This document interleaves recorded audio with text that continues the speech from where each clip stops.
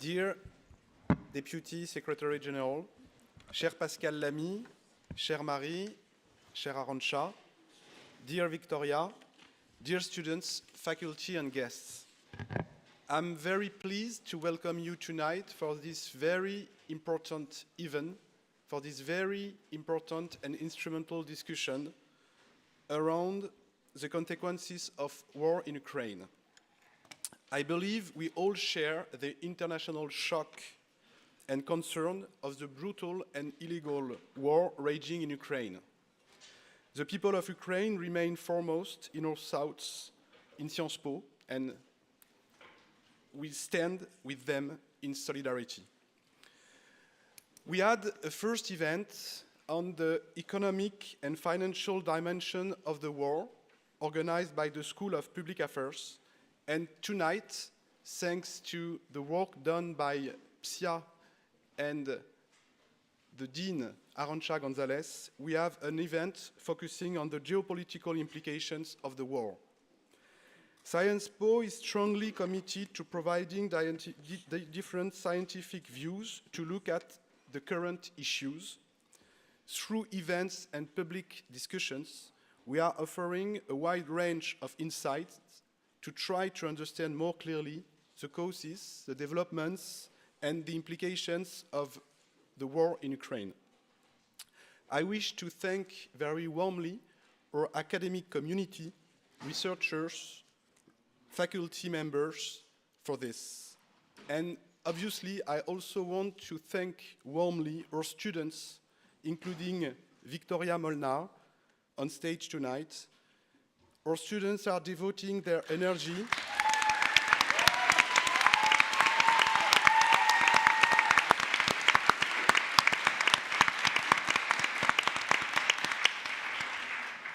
You are devoting your energy and intelligence to raise awareness and to help Ukrainian people.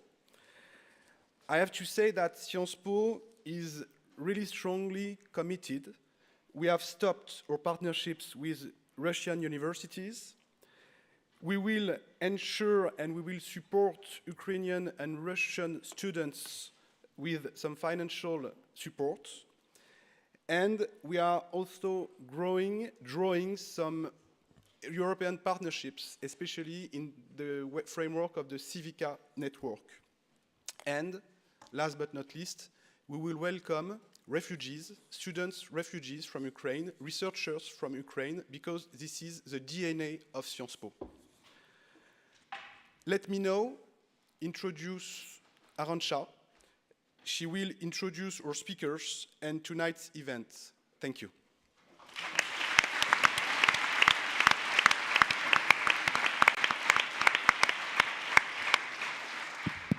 Thank you very much, Matthias. Thank you for being with us, and also thank you for the strong leadership that you're providing in the entire Sciences Po.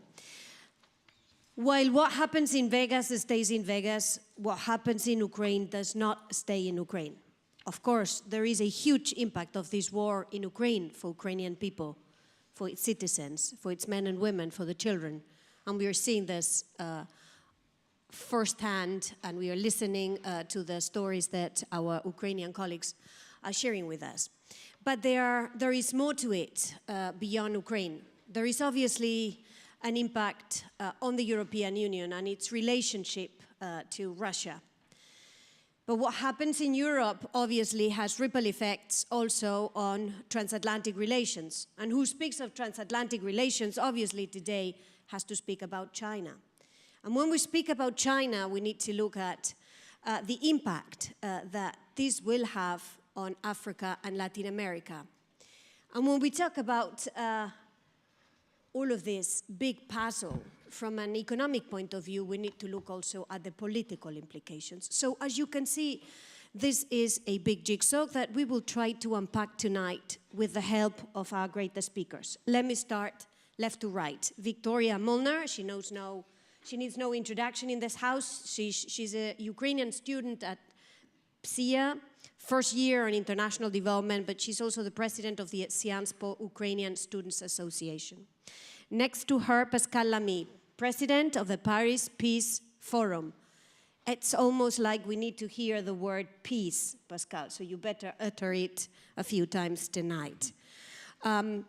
He was the former Director General of the World Trade Organization, and before that, former European Union Trade Commissioner. Next to him, Mendras also needs no presentation in this place. She is a permanent faculty at Sciences Po, long-time teacher at PSIA, research fellow at the CNRS-CERI, and she knows everything we need to know about Russia. Next to her, Mircea Geoana, a special thanks. That's you.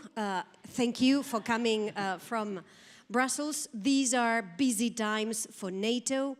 She is NATO's Deputy Secretary General. You can imagine that he's got a few burning issues on his plate. Without further ado, I will give the floor to the four of them for a first round in which I would want to hear in 4 or 5 minutes you framing the geopolitical implications as you see them from where you sit. We'll start with Viktoriia. After which we will have a second round, after which you will get to talk. Mics are on both sides of the room. You would go to the mic, tell us who you are and the question that you have. Without further ado, Viktoriia, floor to you. Thank you so much. Thank you so much all for coming here, and thank you for inviting me, first of all. I do believe that in current events there should be no event about Ukraine without Ukraine. So I'm happy PSIA is such a case. As some of you might know, I have been studying international relations during my bachelor's. And what we were studying in geopolitics was that Ukraine is one of the biggest bridges between the Western world and Russia. Unfortunately or ironically, this position has also caused two biggest security problems for Ukraine. First of all is the lack of allies, in a sense that NATO open door policy and other cooperative security initiatives has not provided us with security guarantee. And also the length of the border with our wannabe older brother. That was a key disadvantage to our security. And in more than 30 years of Ukrainian politics, we have realized that neutrality and multi-vectoral approach to foreign policy does not work for Ukraine, since the context of neutrality is different from that from Austria or Finland. And Russia has an asymmetrical influence on our security. Yet over the years, we have been trying to get out of this zone of influence and join the European institutions as a part of our foreign policy. Yet here was the precise moment when we figured out that there are misperceptions on our political role and political role of Russia from the perspective of Ukraine and from the perspective of the Western countries. As for the West, I think with invasions that have been taking place in Moldova, in Georgia, and in Ukraine, the West approach has frequently been shaped by fear of provoking Russia and its aggression, and has led to misinterpreting or misreading Putin's Russia again and again and again. And we know what it has led to. We can see it at this very moment in Ukraine when people are dying. And of course, now the global community is thinking of ways to resolve what has been happening to stop Russia's aggression against Ukraine. But first of all, before saying what Ukraine is proposing, let me just state why just peace is not enough for us, or is not good enough for Ukraine. In the current discourse, many people are calling for peace without specifying that for Ukraine it might entail the loss of its territorial integrity and sovereignty. So our demands of peace are now based on increasing the security measures that would allow Ukraine to exist, while Russia is seeking precisely the opposite, the extermination of Ukraine's sovereign democratic government. So far, our President Zelensky has proposed several initiatives, one of them being U24, a new security cooperation format, which hasn't been specified yet, but which all the countries are free to join. Another possible way of ensuring the security of Ukraine in the present moment is through security guarantees from particular parties. As far as we know from the news right now, Turkey has been showing some initiative in this regard. And, you know, in this 4 weeks of the war, Russia has fired more than thousands of missiles in Ukraine and reduced entire Ukrainian cities to rubble. And we, as Ukrainians, are still thinking the West is acting in half measures and contemplating if arming Ukraine could be interpreted by provocative for Putin. But just let me say that developments we are observing now and increasingly aggressive messages from Russia, there seems almost no way in which we can not provoke Russia unless it's appeasement or betraying Ukraine to return into Russia's sphere of influence. Therefore, from our perspective, there are just several ways that we, together with the Western countries, can do. One of this is increasing military help to Ukraine, as Ukrainian army has proven itself capable of deferring the aggressor successfully in multiple ways and in increasingly tough conditions. The second one is to try to rethink the security framework we are now living in through the initiatives such as U24 or particular alliances and guarantors of Ukrainian sovereignty and security.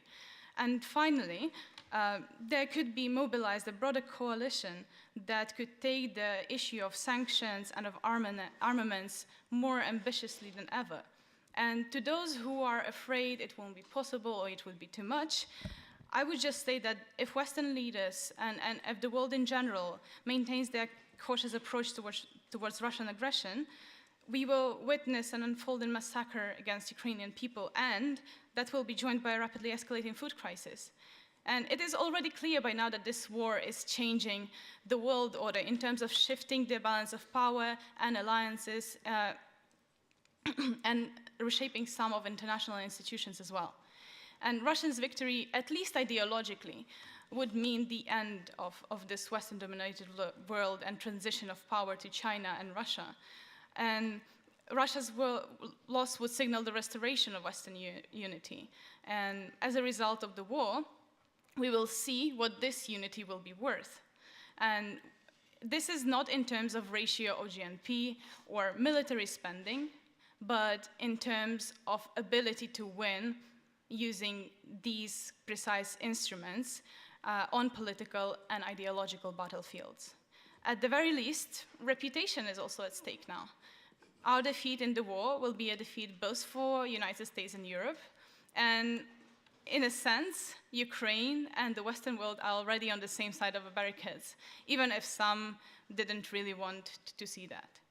So, to finalize, I would say that in the world before February 24, many things were considered impossible, such as overwhelming sanctions against Russia or massive military aid directly to Ukraine from consolidated West. And the world today is different from the one we have lived in a month ago. So maintaining the grip and generating new solutions is not only possible from recent historical lessons, but also necessary. Thank you.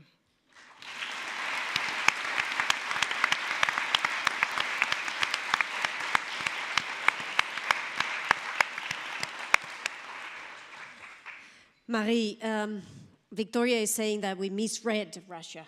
How should we read Russia? First, thank you very much, Viktoriia. This is a very fine analysis, and I would not just change one word of your very precise analysis of what situation we are in today. It's been 27 days of hell in a big European country, hosting 45 million people. It's been a disaster for people who live in the Russian Federation because they see their future is directly threatened by the insane decisions made in Moscow. It is also a tragedy for the 10 million people who live in Belarus and just see no end with the dictator still in place. What we have been witnessing, 27 days of invasion, destruction, killing, the almost total destruction of a big city, Mariupol. We have seen millions of displaced people, millions of refugees abroad, very difficult conditions for humanitarian convoys and aid. So I think today we can say, Arancha, that this is not a war of conquest. This is not a, classic war of, two belligerents or three belligerents. It is a war of destruction. It is a war of annihilation. And actually, this is the way that it is presented by Vladimir Putin himself, using extraordinary aggressive verbal aggressions against the Ukrainian people, and also, of course, Europeans and all of those that are supporting Ukraine. For a number of years, there was a consensus that Vladimir Putin was a spoiler. He was an autocrat, but he was also a spoiler. He was trying to spoil Ukrainian sovereignty and peace and prosperity. He was trying to spoil a European democracy, spoiling our elections, the Trump, Hillary Clinton competition in the United States. He was a big spoiler, using cyber attacks, using disinformation. He was also an economic spoiler and a threat with the energy blackmailing, and but now he is a destroyer. I mean, he is extraordinarily dangerous to all of us, and this will be a point I'd like to make later in the discussion. He is a very big threat to his own population. And actually, have you noticed that when now we are filing against Putin and a number of Russian leaders who committed war crimes, are suspected to have committed war crimes, have you thought for a second that when Vladimir Putin says that Ukrainians are not a people, that they are just Russians, and then he bombs them and he kills them, that he's actually killing his own people, if Ukrainians are not a people, but just are one part of a big a Putinist people, which I think confirms the argument that we now, at long last, have to deal with the Putin regime as a dangerous regime that is led by a man that has lost all sense of realities or all sense of limits. Whatever we do, or we say we antagonize him, we have tried not to antagonize him, to negotiate with him, not understanding that with his state of mind, for years, he has not been ready for any negotiation. Because if you want to negotiate, you need to listen and you need to make compromises, which he hasn't been doing. And it's very unfortunate that it had to come to this very destructive war against Ukraine, that finally our heads of state and governments and the EU and NATO understand that we are stuck with a dictator that we cannot deal with. And the good news, of course, is what Viktoriia said, a formidable Ukrainian resistance, formidable Western and international support, and unexpected to some, but certainly not to me, a lack of capacity of the Russian military to actually achieve some progress after 4 weeks of combat when, I mean, they are the masters of the air. I mean, they can shell, they can, nobody stop them. And even with this great force of fire, it doesn't look like it's going the way they wanted it to go. That is, shelling is easy and very cowardly, but actually having, the boots on the ground and pushing those soldiers, not always, I think very rarely trained for that, going into big cities and go for a guerrilla war in a city where the Ukrainians are at home and will fight, till the very end. This is where I think now the Russian army is stuck. Just as a last point of introduction to this whole matter, I think none of us had anticipated this big invasion and war of destruction. And President Zelensky himself had not expected it, because it was almost impossible to conceive. I mean, a normal brain, a normal human being, how could one conceive this? And clearly, there was no war aim. And that will open, I think, another chapter of our evening, which is how decisions are made or not made in Moscow, and how we now have enough evidence to say that most soldiers had no idea where they were sent and to do what. And military commanders also had opaque instructions, changing instructions, and are not in a capacity to adjust to a war that is in process and that is changing every day.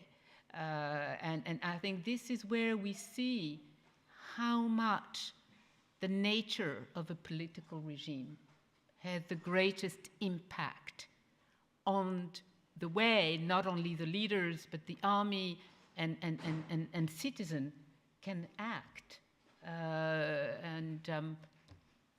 We'll I think go a little more into the Russian situation, and also I'd like to pay tribute to the very strong resistance inside Russia, and actually we are giving as much support as we can to Ukrainian colleagues, students, but we are also starting to give support to Russian students and colleagues who need our protection. Thank you so much, Marie.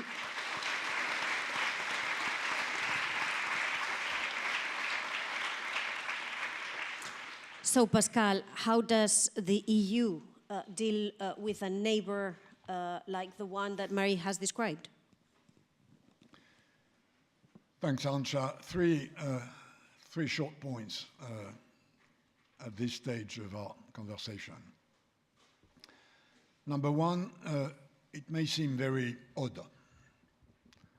that while a war is taking place in a neighboring country, we sit calmly tonight together to discuss about geopolitics.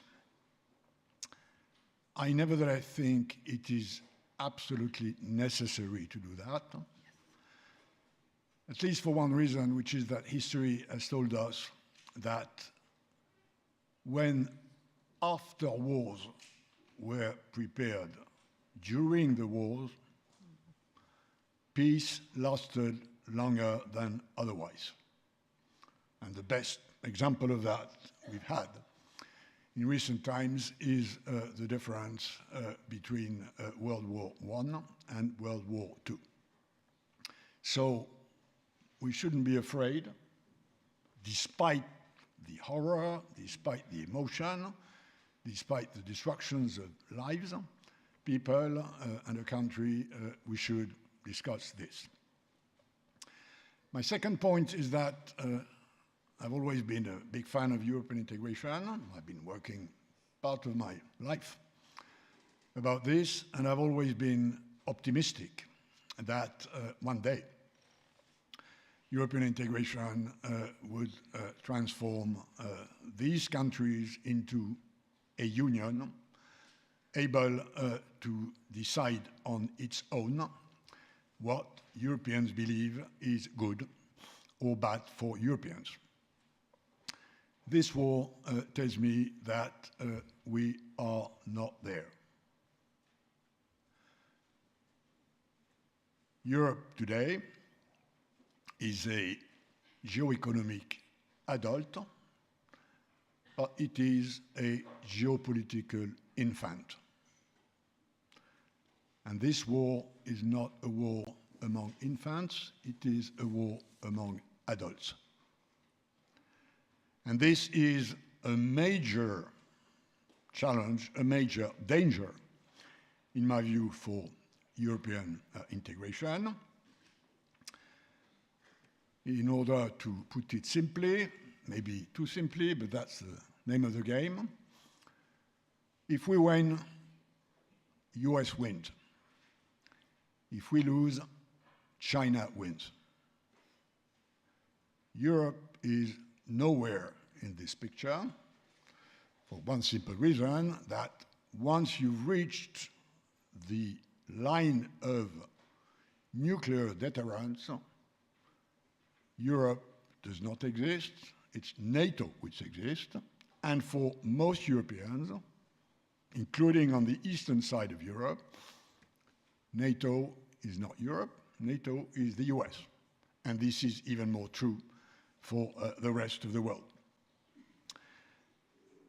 The sequence, as it is now, is pretty clear. Putin invades Ukraine. This creates a Western counter-reaction by US and EU, NATO, basically. This counter-push by EU and US, NATO, pushes Putin in the arms of China. And at the end of the day, we are back to a previous geopolitical conundrum, which existed before Putin invaded Russia, which is a major US-China tension.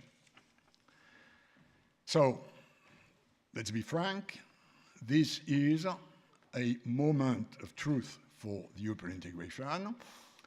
And let's also be very frank, what this shows is that at this stage, a European strategic autonomy is still a dream.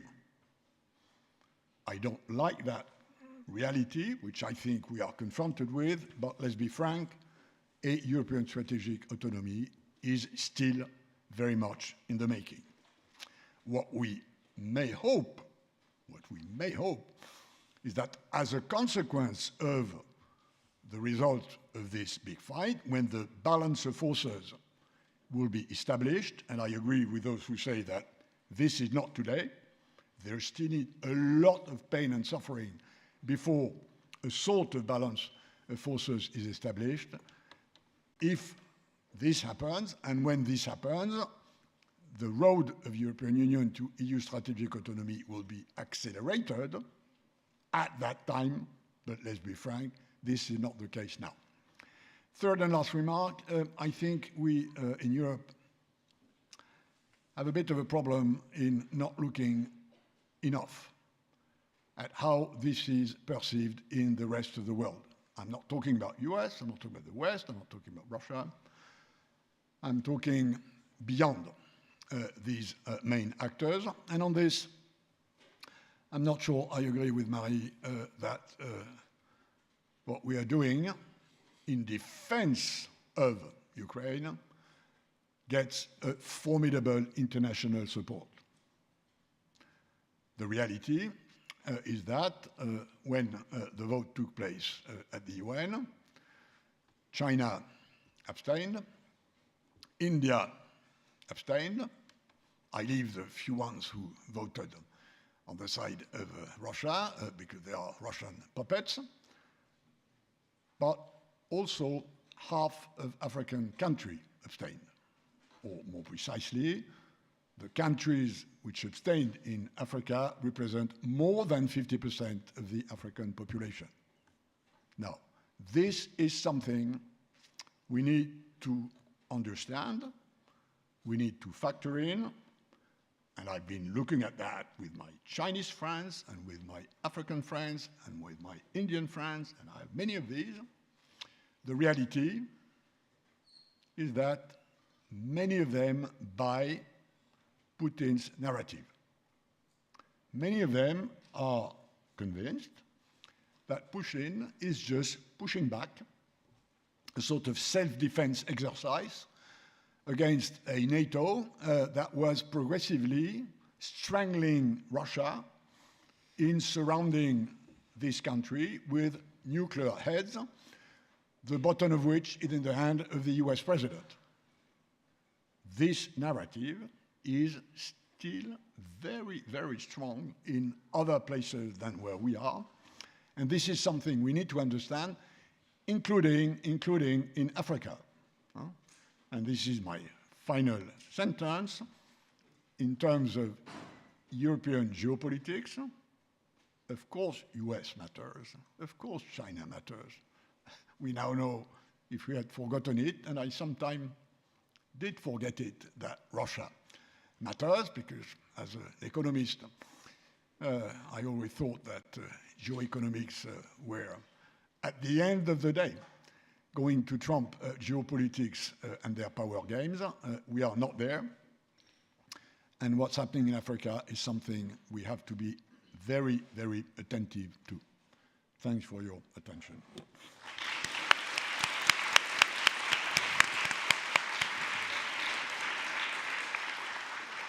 So almost as if we had prepared it in advance, Mircea, Pascal is saying that the narrative out there about the real motives of Vladimir Putin is about NATO expansion. What's the view from NATO? First of all, Arancha, thank you for having me, and I came for you. I just came from Brussels straight here. I'm going back by car because there's no train left. And on Thursday we have a summit of NATO, President Biden and the whole leadership. But I really wanted, first of all, because I love Arancha, because I love France as well. I'm an anarch, even if my school now is changing names. And also because I wanted to talk to the young leaders. Because what's going now in the world is going to affect tremendously your lives, your nations, your families, your careers, your destinies. In a way, you are now eyewitnesses to a tragedy. Viktoriia was relatively polite in saying that this country needs even more support and will give them even more support. But for you as future leaders, this is also, in a way, a classical reiteration of world history. The famous Thucydides trap, the struggle for hegemony between the current hegemon and an incumbent, a challenger to the hegemon.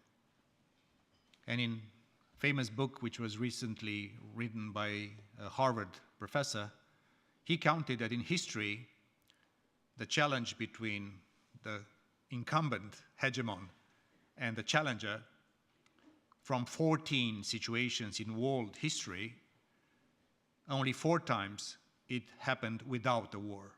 The rest is always a war. So the question now is how to manage this era of great power competition when America, which is the current hegemon, is contested heavily by China, but also by Russia, and when, as Pascal was mentioning, we have a relatively lower influence as the political West when it comes to the rest. I can say that this is not only a war for dignity, for liberty, for sovereignty, and for the right of every nation in the world to choose its own path. This is about the fight in Ukraine. This is the fight of Ukrainians, is also our fight. Because in the end, you could find yourself from a smaller country, that you have a bigger neighbor with bigger militaries and leaders with imperial fantasies, like Putin has, or post-imperial fantasies, and every country could be a subject of such aggression. This is why the reaction that we are taking in NATO, in the EU, in the G7, which, by the way, will take place in NATO headquarters on Thursday as well, with the Japanese Prime Minister, is important not only for us in the West, but it is important for every sovereign nation around the world, from Africa to Latin America. Because if we allow such an atrocity to go unpunished and unnoticed, this will mean that's an invitation for the law of the jungle instead of a world with rules and norms and some form of predictability. So if you want the fight in Ukraine, the war in Ukraine, the barbaric war waged by Russia against Ukrainians, it's a war also, it's a fight also between autocracy and democracy, between liberty and dictatorship, between the right to choose your own destiny as a human being or as a nation, and the return of spheres of influence. This fight is also our fight as citizens, especially for you, my young friends, because the way in which we respond to this incredible aggression will be the way in which the world will be shaped in the great power competition era. I'm not going to say that this transition from the current old order or the old one and the new one will be only by war. There will be lots of turbulences. That's like when you have a tornado or a storm coming, there is a difference of pressure in the air. There is difference of pressure in the air. And as we do not anticipate Russia waging aggression against NATO, I'll come back to that, we can anticipate that Russia will respond to sanctions through asymmetrical means, cyber attacks, hybrid. Thanks God that some technology companies have stopped Russia Today and Sputnik to spread their lies and intoxication, including for our young ones. But they are reinventing themselves in many, many ways. Now, people say, and I agree, and the analysis in NATO, that President Putin made a severe strategic mistake. Number one, by underestimating the situation in Ukraine, in the public opinion of Ukraine. They really believed in their fantasies that this nation would welcome Russian tanks in Kiev and Kharkiv, Mariupol, in everywhere. And also, they underestimated the bravery of the Ukrainian people,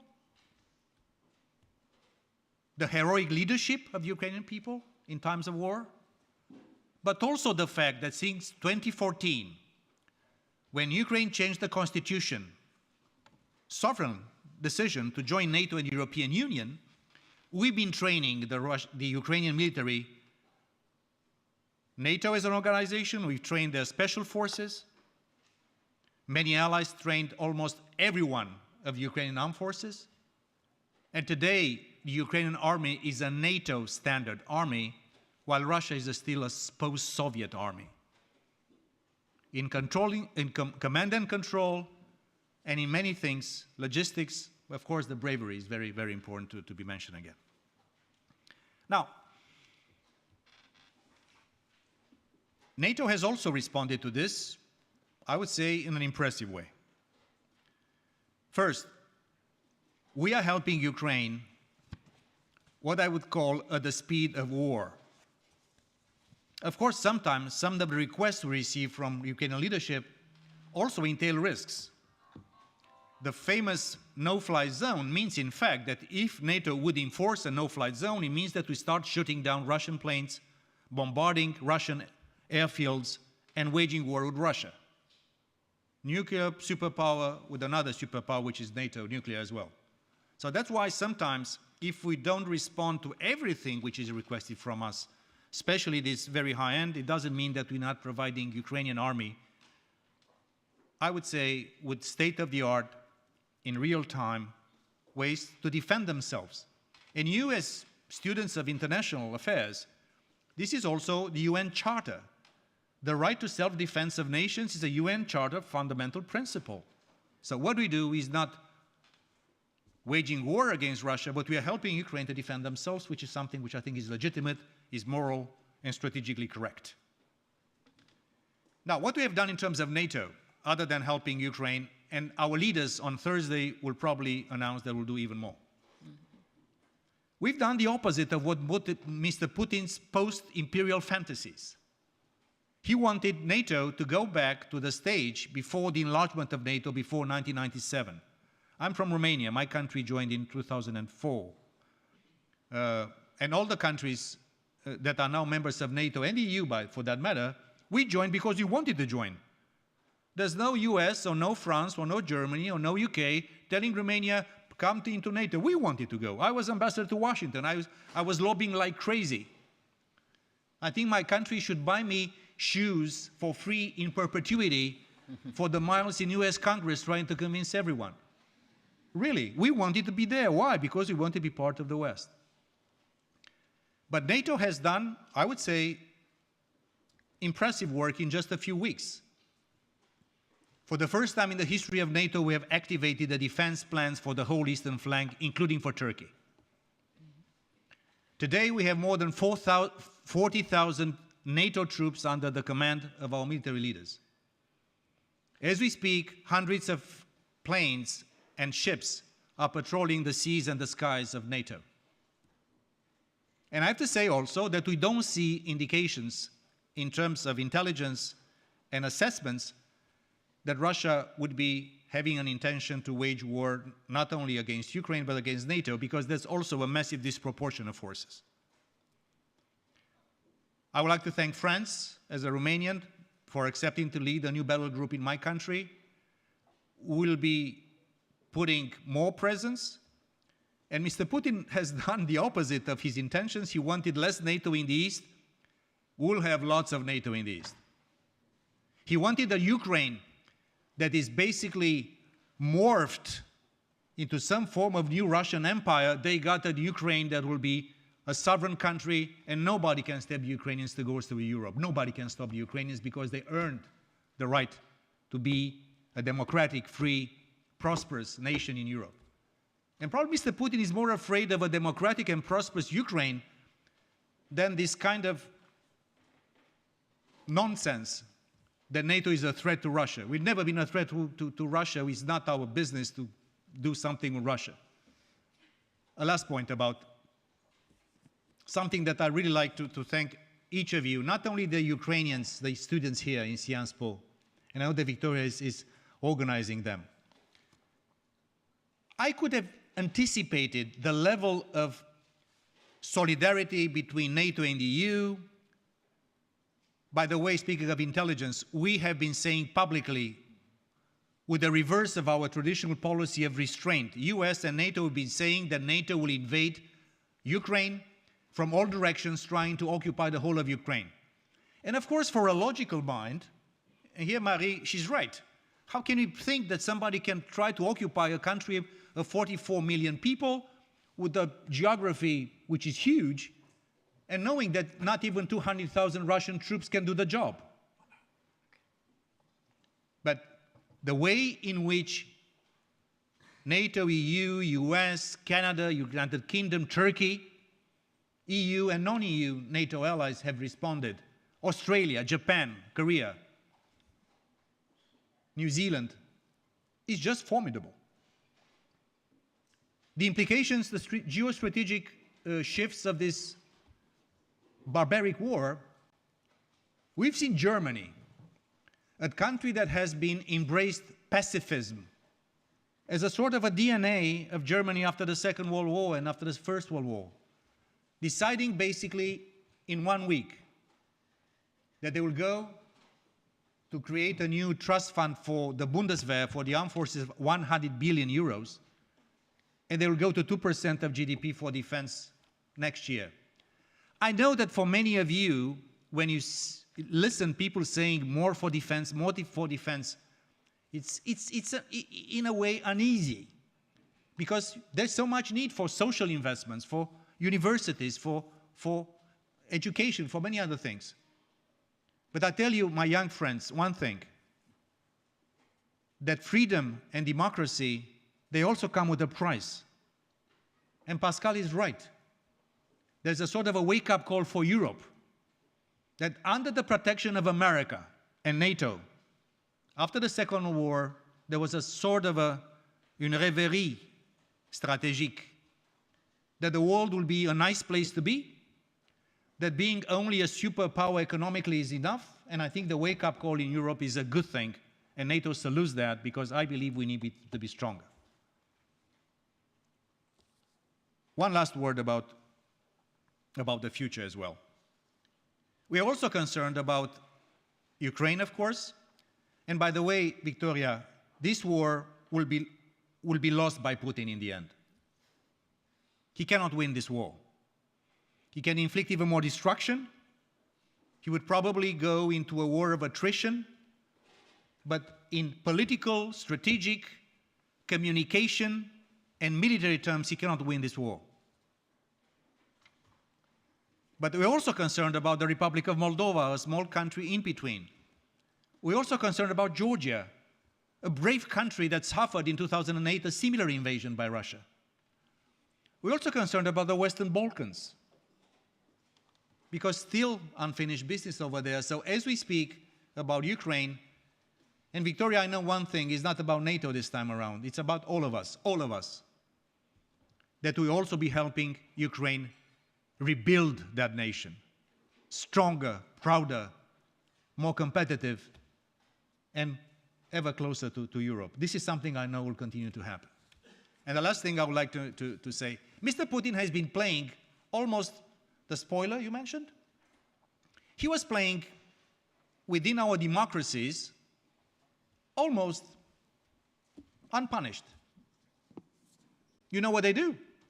They take a real tension in our democratic societies, a social issue, a cultural issue, a racial issue, a religious issue, an economic issue, which is a tension which is part of the democracy.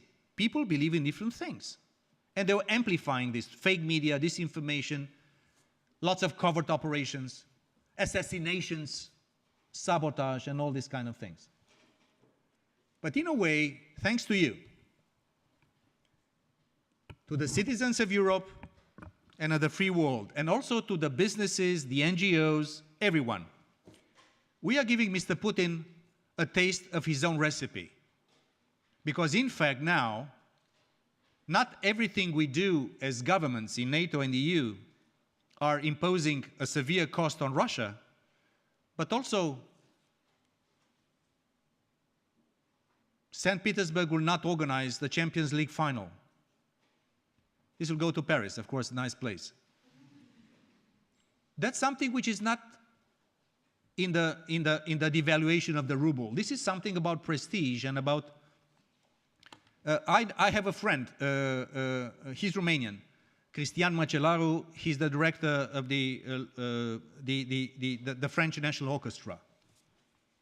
And he told me that the Russian director of the Orchestra for Peace, l'Orchestre de la Paix, the musicians told him to resign.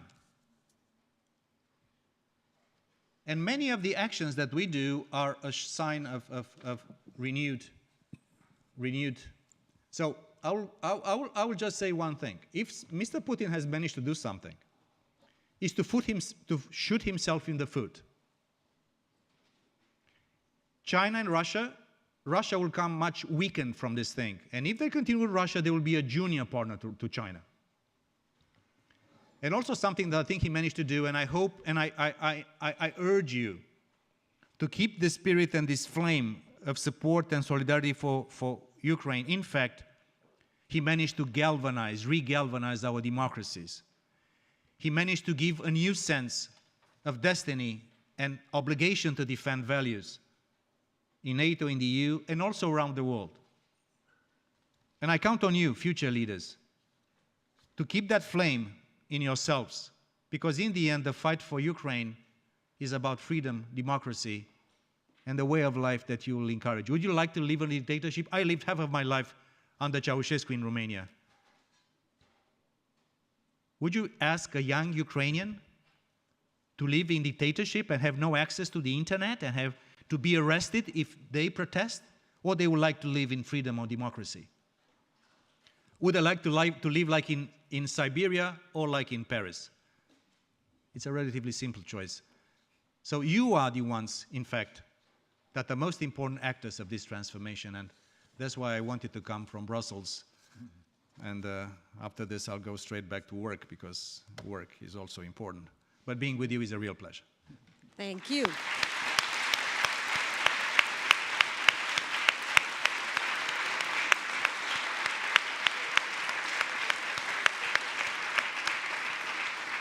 So, floor to you.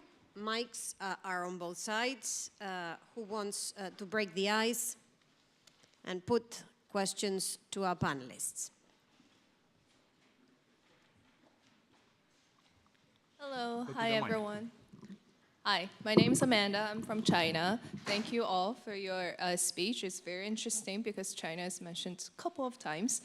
And I'm not here to represent my government in any way per se, but I am interested in the title Geopolitical Implication, because since it's happened, I personally even get so many questions on what is the implication and what might happen in Taiwan, for example. And from your point of view, what's your take on that? And then the second question is also because this triggered a lot of energy crisis, and President Biden has tried to call the Gulf states and Saudi Arabia, but didn't really work out. So what's that implication? And also because US, where NATO is also very present military-wise in the Gulf region, then does that also, from the security military side, has a different layer of implication? Thank you. Thank you. If you agree, we'll take a few questions and then we'll go to the panelists so that they can take them in a bundle. Hello. Good evening. So I had class last semester with Professor Marie, and one of the things that I remember the most about the class was never trust the Kremlin. And so my question is specifically to Mr. Geoana. A couple of weeks ago, a Soviet-era very big reconnaissance drone crashed in Zagreb, and then a couple of days later, another drone, albeit smaller, crashed in Romania. Regardless of who the drone belonged to, these two objects fell on NATO soil. So my question is quite simple. Are our skies safe? That's it. Thank you. Thank you so much. The lady on the left. Yes, good evening. My name is Chiara and I'm from Germany, and I actually also had a question related to Taiwan, so thank you. So I will pose a different question. Because, it was mentioned that this war came as a surprise and nobody could have imagined it. And of course, nobody wants to imagine this disaster and all the losses that come with it. But I'm wondering if sometimes not the West was a bit too naive in looking at Russia. So I'm thinking, for example, also of the war in Georgia in 2008 after which Germany signed the Nord Stream 2 agreement with Russia, claiming it's a private project, which clearly it isn't. So that's only one example, or the annexation of Crimea, and I think there are also some parallels to China and its invasion in Hong Kong, and well, as my colleague put on the table, potentially Taiwan. So yeah, is the West really constantly underestimating these invasions and almost rewarding these actions, again, through trade, through energy politics? So I would love to hear your opinions on that. Thank you. And we'll take another one before we go back to the panel. Yes, hi, thank you. My name is Itziri, and I'm from Mexico. So I have two questions, but one of them is very quick. The first one is for Mr. Geoana. What is the name of the book that you mentioned about the struggle for hegemonic power, the incumbent versus the newcomer? Thucydides, that's a Greek historian, trap. Oh, okay. Thucydides. Go back to Thucydides. And then, Thucydides, that's the good Spanish. okay. And then the second question I had, we actually talked about this in class the other day. We talked about this in class the other day about how Ukraine filed a case basically saying that Russia is invoking the Genocide Convention to justify its actions. And in an unprecedented move, as my professor stated, Ukraine has basically asked the court to say, we are not committing genocide. Can you defend that we're not committing genocide, so Russia's wrong? And so a question that I have is, like, why would they go this route? Why is that the rationale that they use? Like, could they not have had a different case? Thank you. For you, the name of the historian, the book is Graham Allison. Allison. Yeah, and professor from Harvard. Yeah. Well done. Okay, so Taiwan? Marie, let's start with you. I think there's one point, the question that I was asked about, why has the West been so candid? I think although this maybe is a question more for tomorrow in a way, but it is a question for today, because what I am really concerned with is what I see that now that we are moving into the second phase of the war. You can hear many of those voices, so sort of, music around that, well, once the war is over in Ukraine, how we'll go back to some kind of familiar framework. Would you agree with this? I mean, I can already sense it. That you will hear some people say, oh, well, in a way, we'll fall back on some kind of new Cold War, which I believe is totally impossible, and I'm sure you believe this as well, Mircea. And also, there is always this temptation to go back to what is familiar to you, and also this temptation not to go for a real autocritique. And in particular, of course, I mean, this is very much so in democracies because we have elections. And so I think in France, we really have to be very attentive about how we are going to put as much pressure as we can on, whoever is going to run France and on our deputies, and so they don't go back to business as usual. So to go back just to the very example of Georgia, which I remember I was very much into the discussion in Paris about what to do. You remember that French President Sarkozy decided to take the trip to Tbilisi and Moscow after 5 days of war, shelling, and invasion. And strangely, very soon after the war, President Sarkozy's behavior changed to a much more lenient attitude towards Vladimir Putin. It's also a moment in France where there was our Nord Stream 2, which was the Mistral helicopter warships. And when I was calling for a total stop to the deal, it was clear after the war in Georgia that those warships could be used in a similar invasion. All the usual arguments were used, you know, it's economic can be separate from war and peace issues, and it is only in September 14, after already almost 10,000 casualties in the Donbass war, that the French president François Hollande finally put an end and had to say that we would not deliver the Mistral warships. And what I was telling our government, from February, March on, I was telling them, you will never be able to deliver them. Yeah. Oh, why? I said, because you cannot anticipate, because you are in denial. If you do it now, in April 14, you get huge political capital for doing it. That you understood. But they had to wait till, Putin went for just a real war in Donbass, and then it was not only politically, but morally impossible to deliver. And I think this is what happened to the German government and German industrial class and political elite, is wait till the very, very last day to make a decision about Nord Stream 2.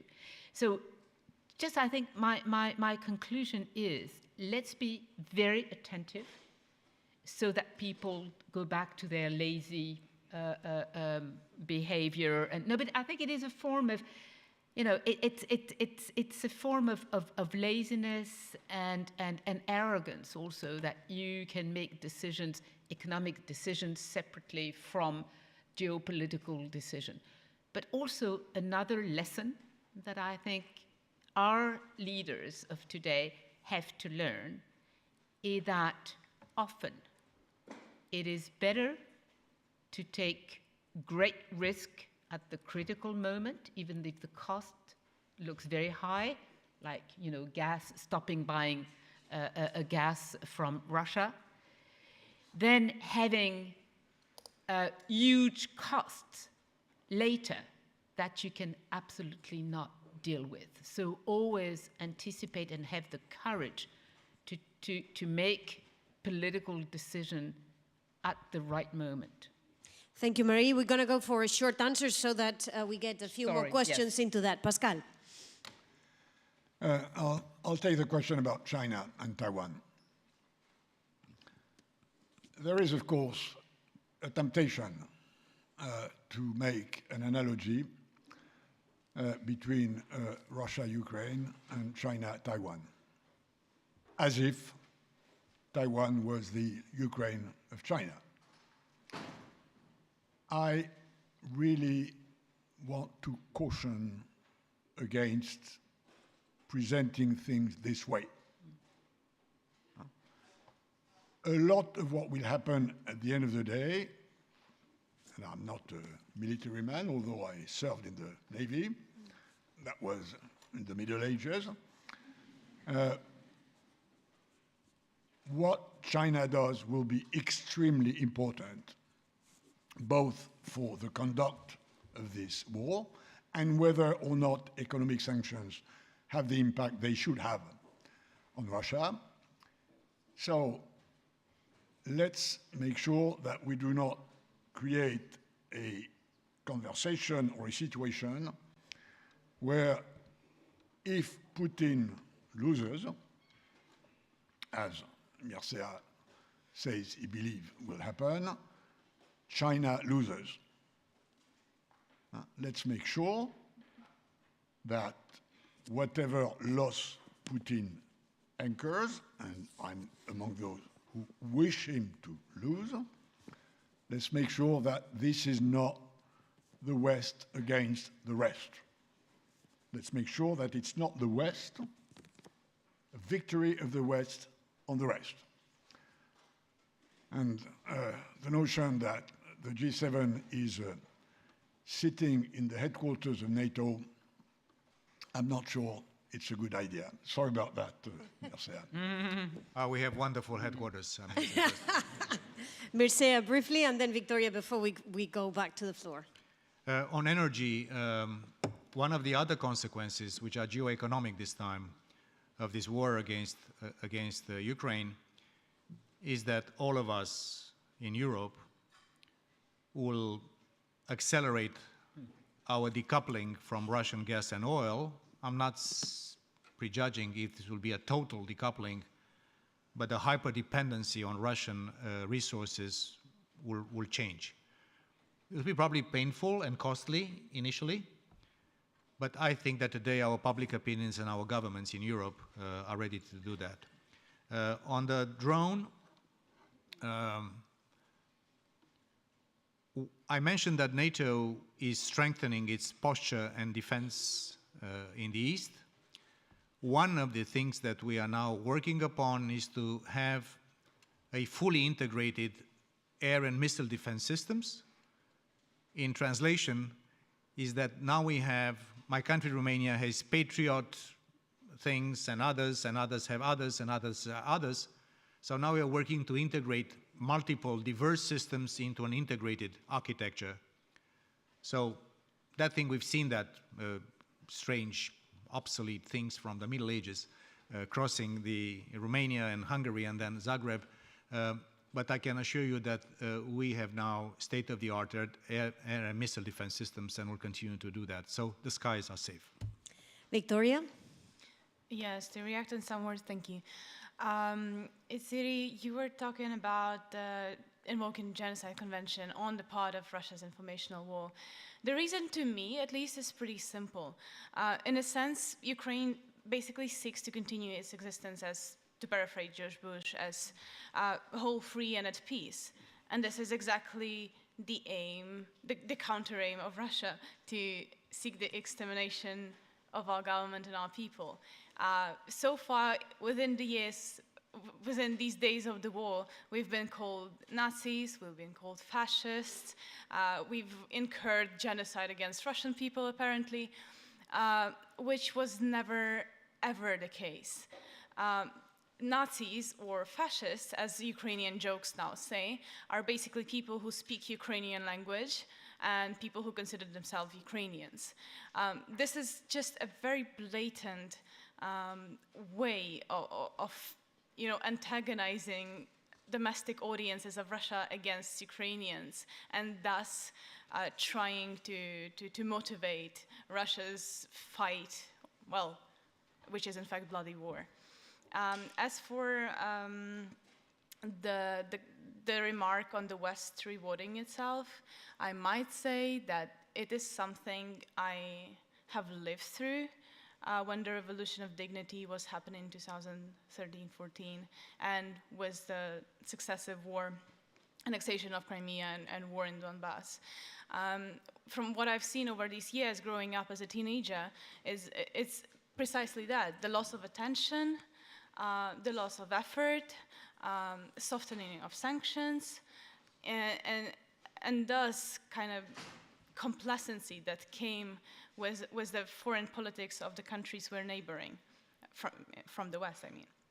And this is something and many Ukrainians are very, very afraid of right now, because we are losing lives for these ideas that in the foreign politics in the foreign policy included, that we took within our constitution. Yet we already see, this has been only a month of war, we already see the loss of attention, the appearance of pro-Russian sentiments, in a sense of pro-Russian saying, oh, maybe we should soften the sanctions because Russian people are struggling. Well, Russian people are struggling under sanctions, Ukrainians are struggling under bombs, but that's a different story.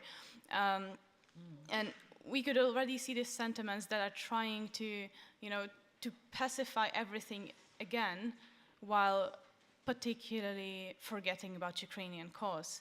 And if I might encourage all of us of, that would probably be that we don't have to lose this attention and this effort in understanding the cause of the conflict and fighting until the victory, in a sense of democratic, free Ukraine, prevails.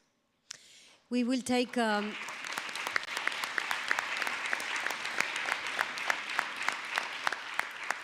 with the permission of the panel, we'll go a little bit over the time, if you agree. Sure. We'll take a few more questions. Short question and short answers. All right, I short promise. questions, short answers. Gentlemen. Good evening. Thank you to all the speakers for your contributions. My name is Tudor. I am from Romania. And in these past few weeks... You look great. You look great. In these past few weeks, many of my friends have been asking me, how is the situation in Romania? How are you dealing with it? And I just felt guilty knowing that NATO is keeping us safe, my family is safe, and I don't have anything to worry about.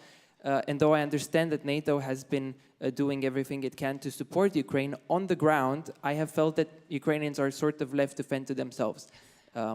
My question is there a point, is there a red line where NATO considers conducting a military intervention in Ukraine, especially as we have seen nuclear power plants which have been in danger, the risk of a nuclear accident, and as we have heard reports of Putin maybe using chemical weapons. Is there a point where we say this is enough and we have to do more?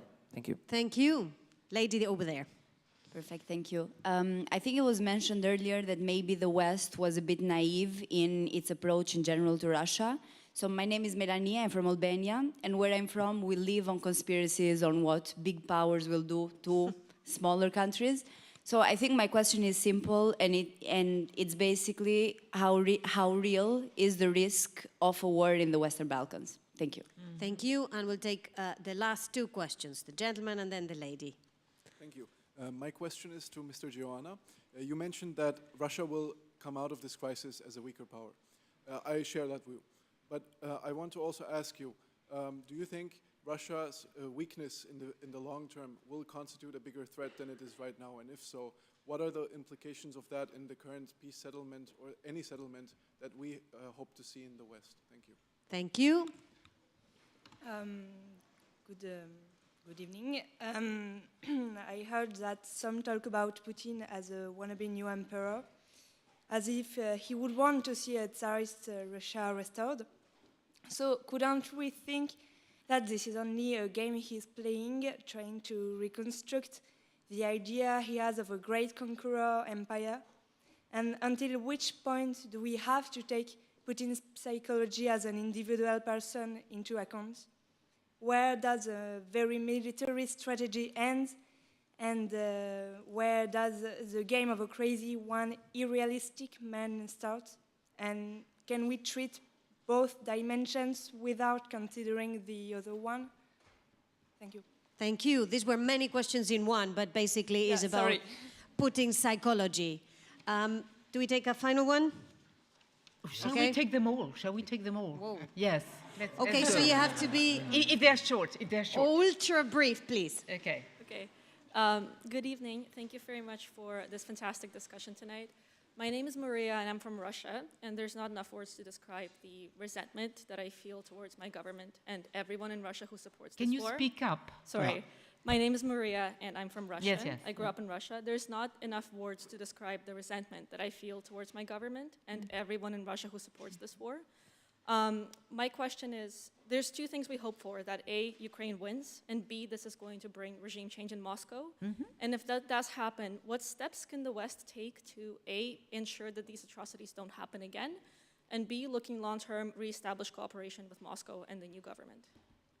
Thank you very much, Mary. Extremely important question.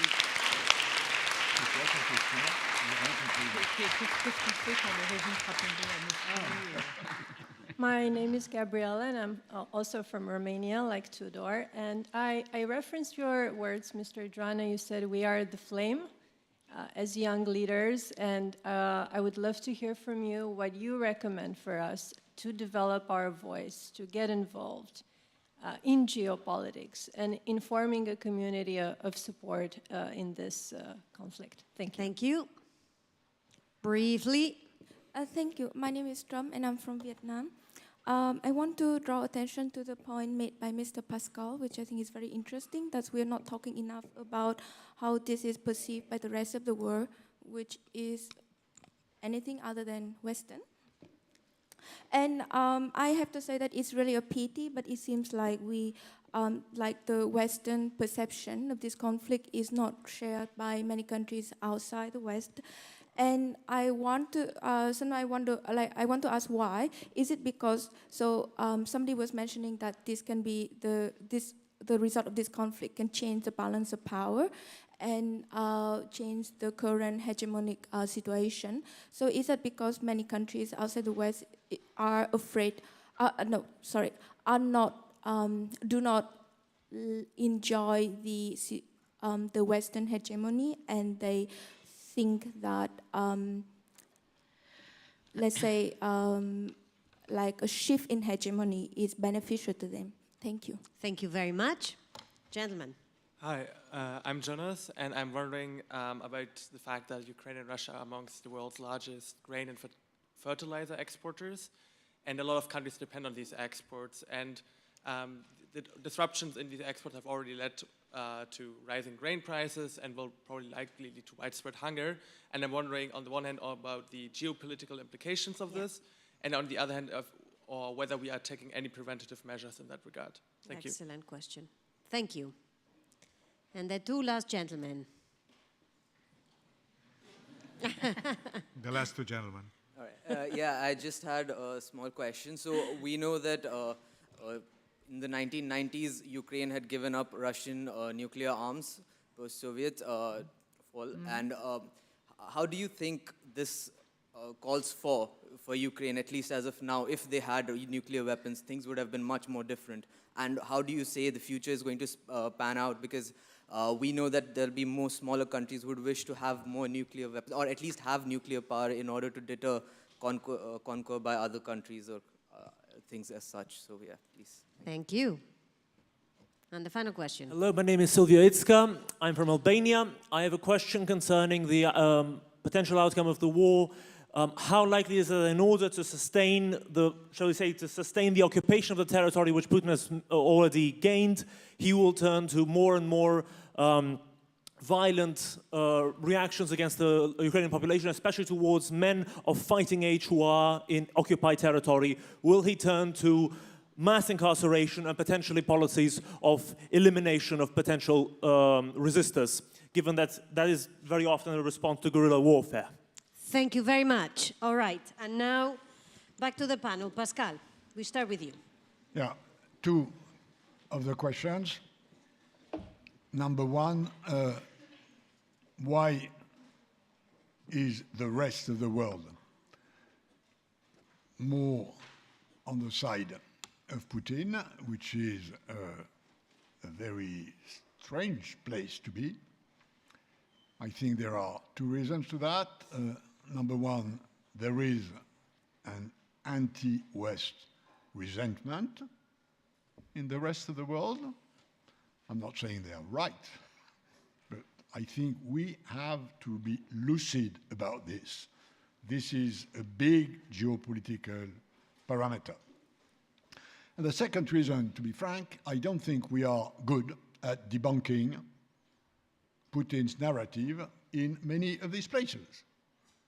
Our ambassadors, and we've got zillions of that in the European Union, in zillions of countries, should spend 90% of their time on media, in groups, in telling where they are, the lies that Putin is putting in the media about why he's doing what he's doing. There is a war taking place there, which is a communication war.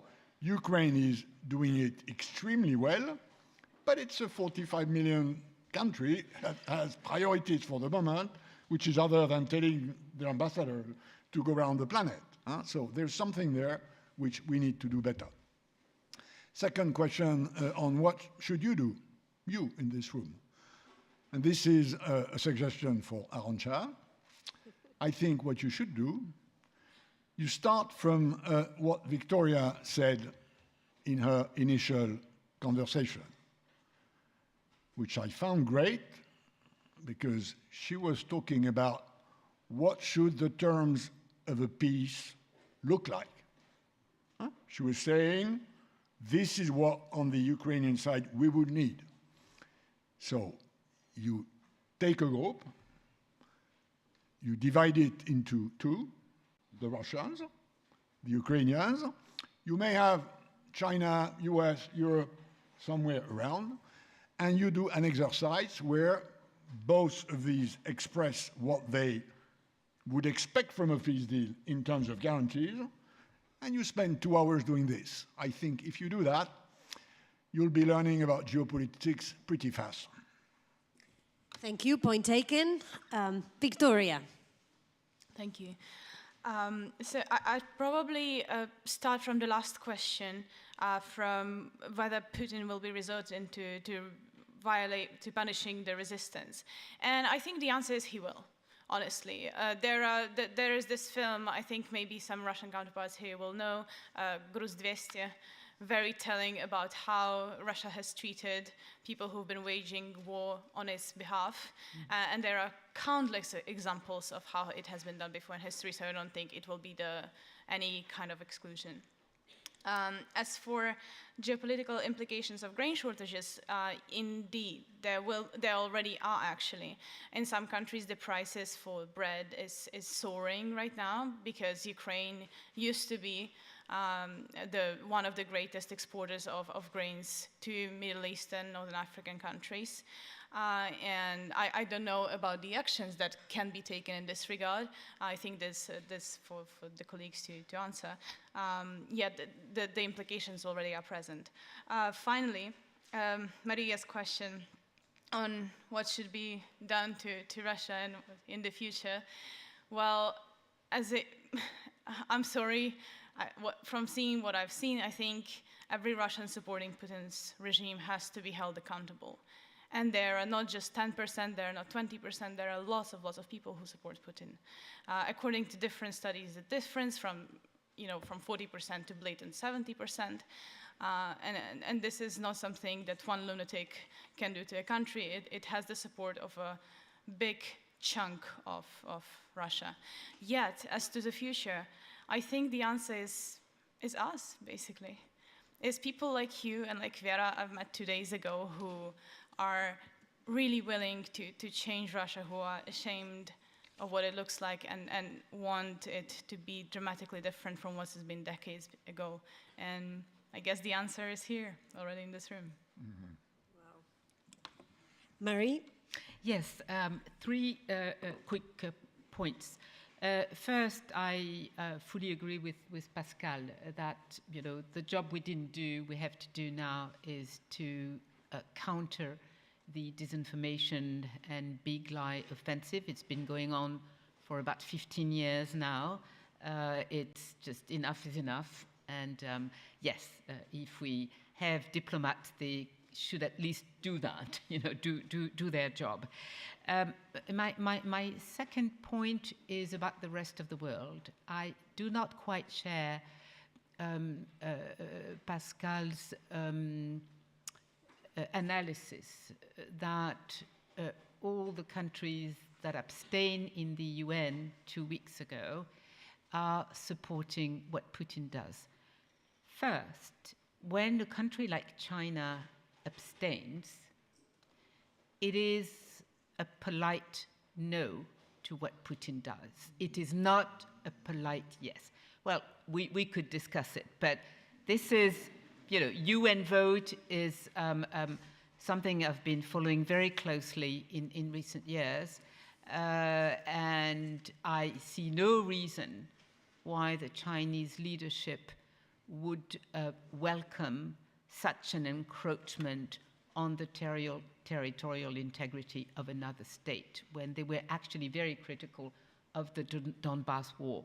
Now, the problem again is propaganda, because so far the Chinese leadership does not want to contradict the official Russian lie that it is a Spetsoperatia against a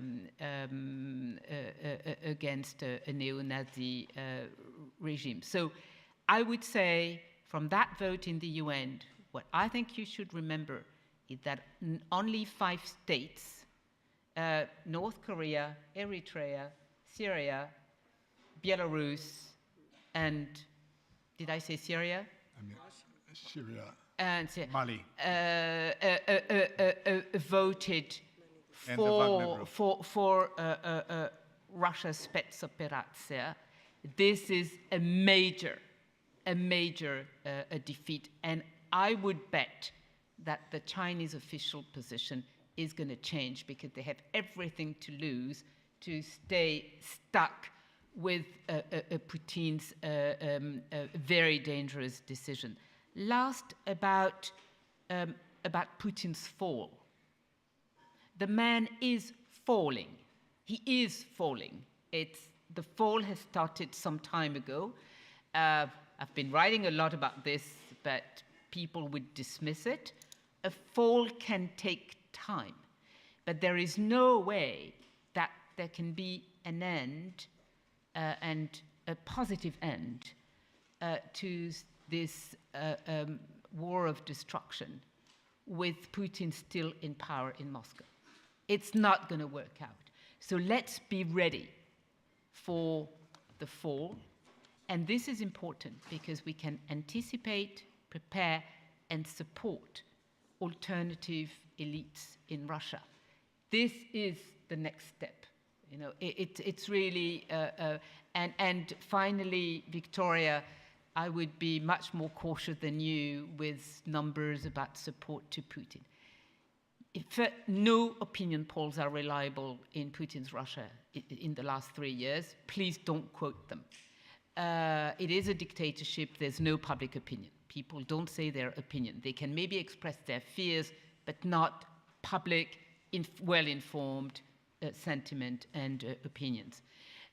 The other thing is, what can people be asked about? They are not asked about, are you for or against the war? There's no war. I mean, if you start from the hypothesis that they live in the lie bubble, then it's a Spetsoperacja, you know? Then if that's what they want to believe, how can they be against it? You know, their leader is a Spetsoperacja man. Okay, so let's be clear.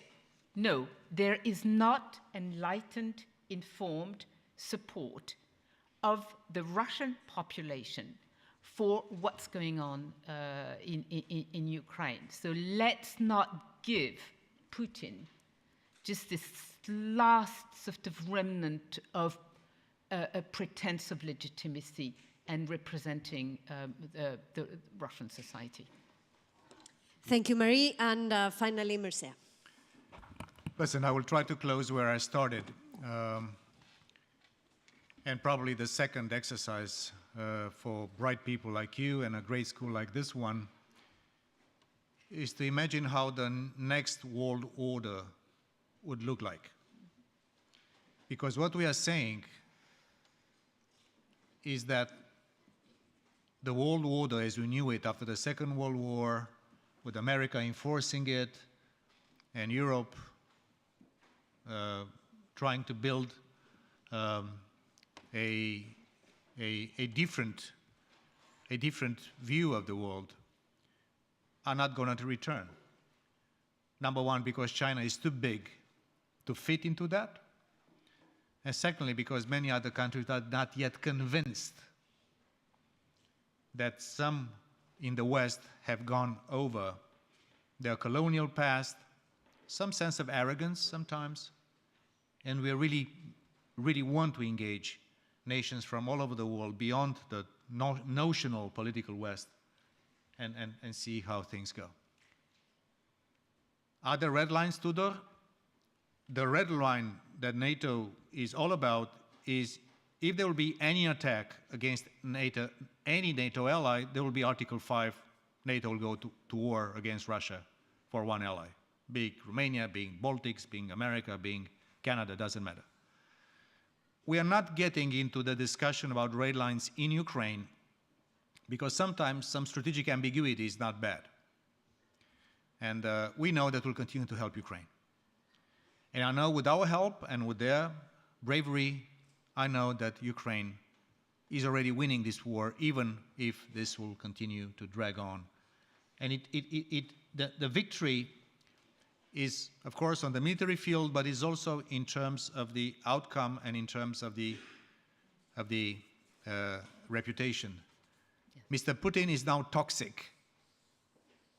He's a pariah, and I agree with Marie that sooner or later there will be a deeper reflection in the Russian establishment and then in the public, and see what can be done in the future.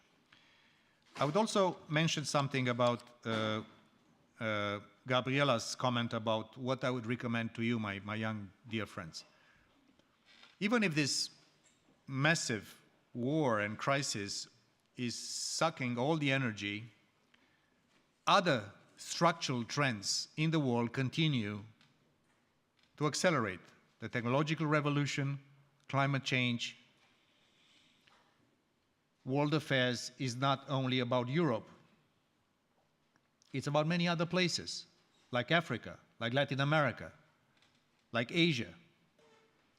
So I believe that what I would recommend to you, don't stick only to traditional foreign policy, international affairs. Read about economics. Read about the new technologies. Read about fresh ideas.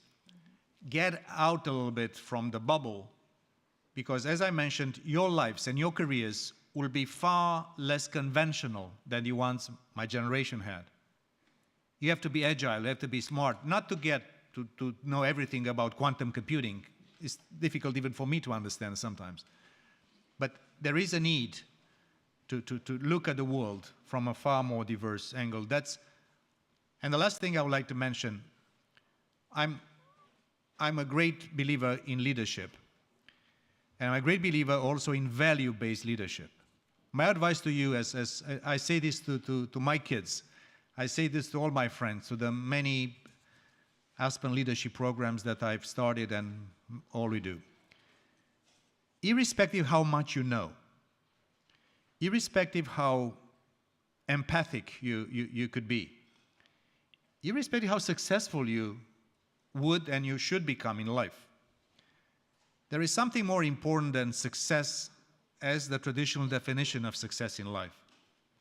Try to find in yourselves, not in your parents, not in your schools, not in your community, but in yourselves as leaders.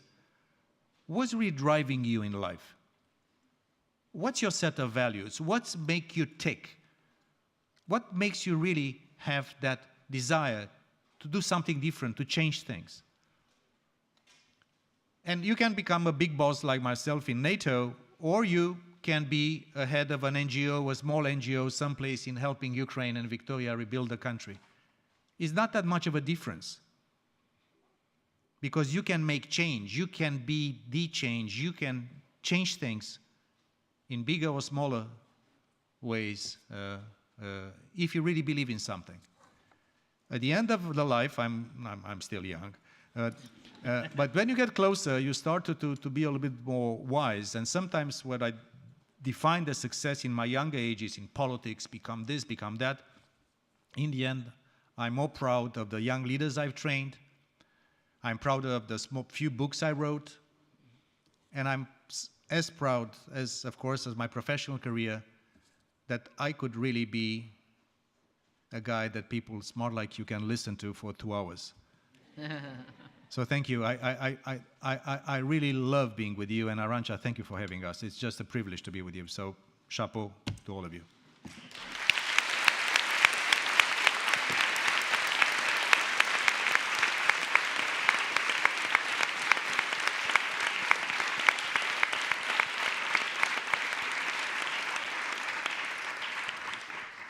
I want to thank you all for being until this late together to unpack the geopolitical implications of the war in Ukraine.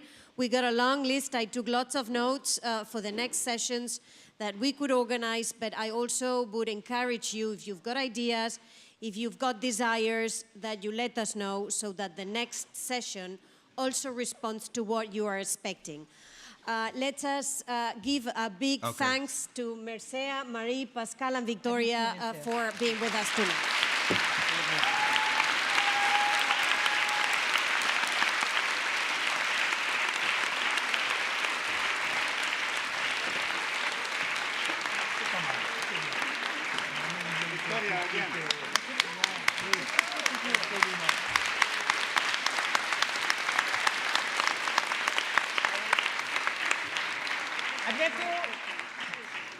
If I might quickly add, if you want a small contribution of yours to be taken